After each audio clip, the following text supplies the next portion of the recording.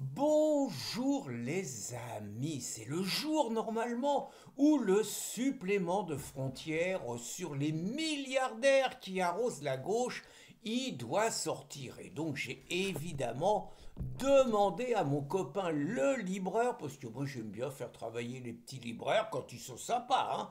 J'aime bien les faire travailler, donc j'ai demandé à mon copain le libraire de m'en mettre deux de côté, un pour moi et un pour Christine, parce qu'aux frontières, c'est vraiment des petits mecs super et qu'il faut les aider. Donc là, ils tapent fort les mômes, hein. Après le numéro, il y a 3 mois, où ils avaient désossé Mélenchon et les filles, le parti de l'étranger et tout, ça avait fait mal, hein, ça avait pleuré.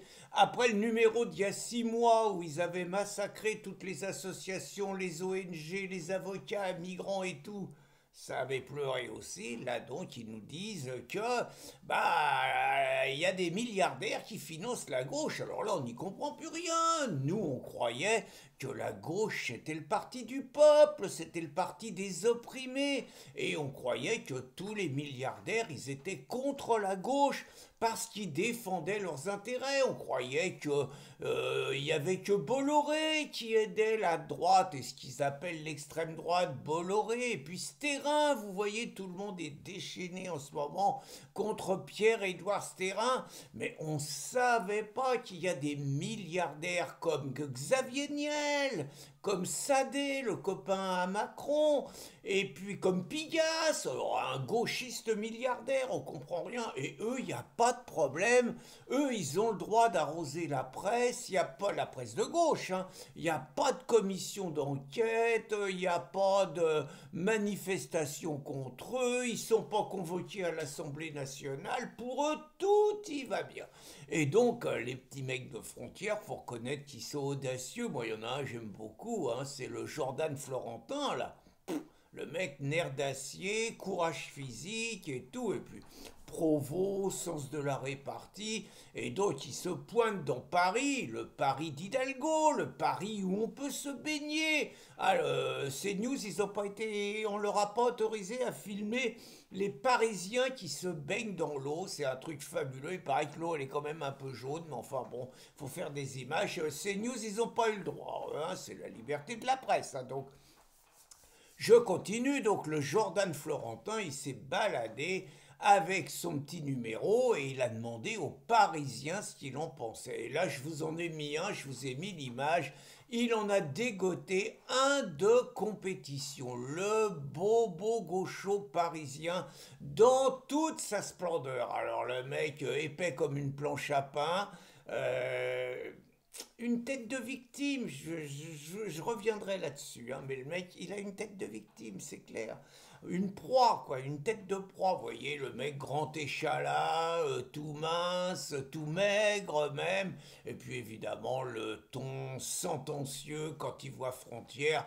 Torchon d'extrême droite. Oh putain, ça c'est fort. Torchon d'extrême droite. Le mec il raconte qu'il est fier de payer des impôts. Bon, on sent quand même que le Jordan, qui a de la répartie, bon, il le désosse en 2 coups, 3 mouvements, quoi. Bon, on voit la caricature du Parisien bobo, méprisant. On devine ce genre de mec qui va nous faire des leçons sur la planète. Vous vous imaginez, vous vous retrouvez à table avec un mec comme ça, mais ça peut pas durer plus de 5 minutes sans qu'il y ait une bouteille qui parte, sans qu'il y ait un verre de vin qui parte. Au moins, hein, ça peut pas durer, quoi. Vous voyez, le mec, il incarne, mais la tête à claque, la morgue, bon, enfin une morgue de minable, on sent qu'il n'y a rien derrière, on sent que c'est inconsistant, c'est le genre de mec qui va nous faire la leçon, évidemment, sur la planète et tout, et puis qui prend l'avion, évidemment, régulièrement, pour son boulot, pour ses loisirs, enfin, c'est le genre de mec qui, évidemment, se balade en vélo dans Paris, enfin, c'est la caricature du genre de mec que Laurent Firode adore croquer dans ses bandes dans ses petits sketchs qu'il fait tous les jours, quoi. Il y a juste un truc, quand je vois ce mec, je me dis que lui, il a la tête. S'il croise des racailles et s'il y a 10 personnes, c'est lui qui vont cibler. Je vous explique pourquoi. Les mecs, ils sont pas idiots, ils ont un sens, ils ciblent les faibles, ils ciblent les proies qui semblent faciles. Et lui, ce mec, c'est exactement la proie à racaille idéale. Et je peux vous dire que lui, c'est un mec, dans le meilleur des cas, je dis bien dans le meilleur des cas, il se fera dévaliser, il va se faire massacrer au sol, il va se prendre deux, trois coups de latte, il va se faire piquer sa carte bleue, il va se faire piquer son téléphone. Dans le pire des cas, c'est le genre de mec qui peut finir égorgé.